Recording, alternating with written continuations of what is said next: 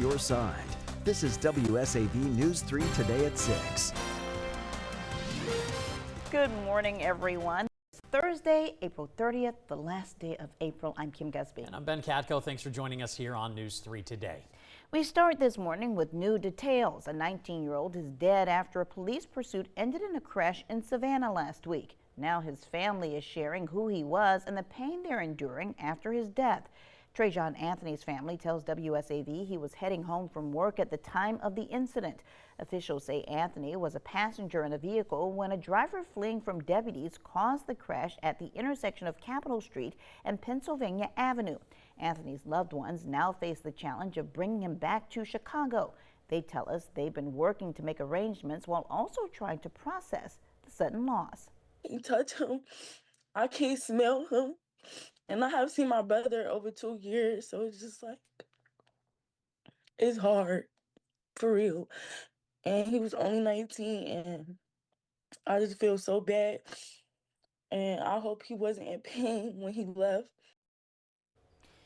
His family says Anthony was just getting started in life, coming to Savannah to pursue higher education and music. His sister tells WSAV the loss still doesn't feel real, but the reality of everything they have to handle is starting to set in. Nearly a year now after the deadly shooting at the Oglethorpe Mall, the 6 suspects accused in the case now have their trial date set. All 6 defendants are scheduled to go to trial September 21st. That's here in Chatham County, according to online court records. They face a total of 71 charges combined, including felony murder, aggravated assault, gun crimes, and gang-related offenses, all in connection to the July 2025 shooting that ultimately led to the death of Tina Smith. Several of the accused remain behind bars after being denied bond. Continuing coverage, the Highway 82 fire in Brantley County has now burned nearly 23,000 acres with containment at 32%.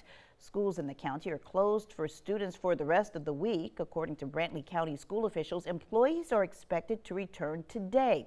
In Echols and Clinch counties, the Pineland Road fire is now 38% contained with more than 32,000 acres burned. Both fires remain active as crews continue working to strengthen containment lines. You can always keep up with the very latest on the wildfires on our website at WSAV.com. 6:03 right now. You're looking live there across the river. That is indeed the riverfront. Hannah Evans in for Alyssa Carsley this morning. She has your weather on the 3s. Hannah, good morning. Good morning, Ben. Well, we are waking up pretty mild out there this morning because we're seeing some extra cloud cover. Temperatures are in the 70s with 74 degrees in Savannah, 73 degrees in Pembroke and Hinesville. We are seeing a few lighter showers popping up on our Viper radar, so have that umbrella handy. We'll keep that rain chance around, especially for the morning as this front sits over us and we see some extra moisture with this front. But it does move more to our south for the afternoon, and with that, we will begin to dry out for the afternoon, and then we even see a few peaks of sunshine coming in. So with that, we'll warm up to the 80s. A little bit cooler than yesterday, but still warm out there with 80 degrees in Pembroke and Richmond Hill, 81 degrees in Glenville and Savannah. But the rain is not done just yet. We'll see another round move in later in the day tomorrow, and that continues for most of the day on Saturday with this front making its final push through, which I will be tracking all this out in just a few minutes. Thank you, Hannah. Developing now, Live Oak Public Libraries has announced plans to replace the current Oglethorpe Mall location with a new, larger facility designed to better serve the community for years to come. The new library will be single-story and around 20,000 square feet. Live Oak Library's executive director says this project will cost $11.5 million. The new building will be just 2 miles away from the old location at Eisenhower Drive and Waters Avenue.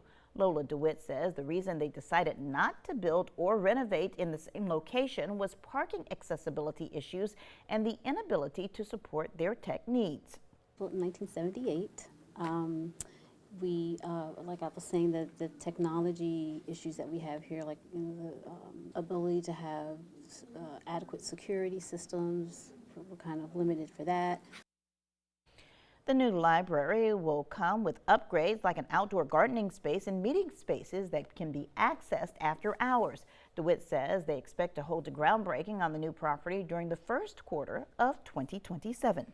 In Beaufort County, the council there has approved a new affordable housing project to help Beaufort Memorial Hospital nurses find places to live. If all goes to plan, nurses and medical staff will have the first choice at 26 townhomes and 4 single-family homes near the hospital. Officials with the Beaufort Jasper Housing Trust say it's a small step toward addressing a much larger regional housing shortage. They're working on several projects in Beaufort and Jasper County, mainly focused on the workforce crisis as employees relocate due to high living costs. It's estimated that more than 10,000 units are needed in the next 5 to 10 years to meet the current demand for affordable housing. Happening today, the Chatham County Police Department is launching a new campaign to help protect you from scams. Officials say thousands of dollars have already been lost this year to increasingly sophisticated schemes. WSAV's Genevieve Lund is at the Chatham County Police Department with more on how you can protect yourself. Genevieve, good morning. Good morning. Officials say scammers are becoming more bold, even showing up in person to collect money from victims. Today, the police are launching their Stop, Check, and Protect campaign, which will help people think twice before handing off cash or information. Police say scams have already cost people in Chatham County nearly $850,000 this year and more than $3 million last year. In some cases, scammers fake real bank phone numbers or pose as employees to gain trust. One victim lost over $1,000 after being told to move money between accounts and send it through a payment app. Officials also report instances where someone showed up at a victim's door claiming to be with a bank and took money directly. Now, this new campaign encourages you to pause, verify through official channels, and never share personal or financial details unless you're certain it's legitimate. These people can be, again, very convincing. They create a sense of urgency. They keep you on the phone, and they can even become somewhat aggressive when you start asking questions or pushback, creating that sense of urgency that this needs to happen right now because you're going to lose all your money. Police will host their first public information session tonight at 6:30 p.m. at Garden City Hall. The event is free and open to anyone who wants to learn how to spot and avoid scams. And investigators say once the money is sent, whether through apps, wire transfers, or gift cards, it's likely gone for good. They're urging people to slow down because just a few extra seconds could help you keep rather than lose all your savings. Reporting here at the Chatham County Police Headquarters, Genevieve Lund, WSAV News 3, on your side. Thank you, Genevieve. On Hilton Head, high school students are finding new ways to raise money for a cause, and it involves their teachers, the principal, and a set of hair clippers. Robert Heise is one of 5 educators, including the principal himself, to get their head shaved on May 8th. The Hilton Head High School Interact Club is collecting donations for the big event, with all proceeds going to the island's Volunteers in Medicine. The students are fundraising until the pep rally next Friday. You can help and make a donation by going to our website, WSAV.com.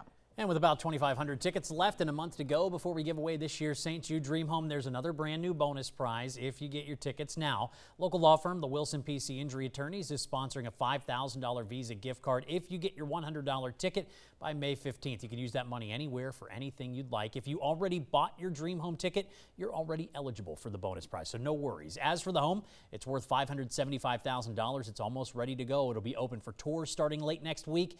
This year, Landmark 24 Homes is building the house at zero cost to St. Jude in the Oakwood at New Hampstead development. Once we sell all the tickets, you'll help raise $810,000 for the hospital. You can scan that QR code. You can always visit WSAV.com/dreamhome to get one of those tickets.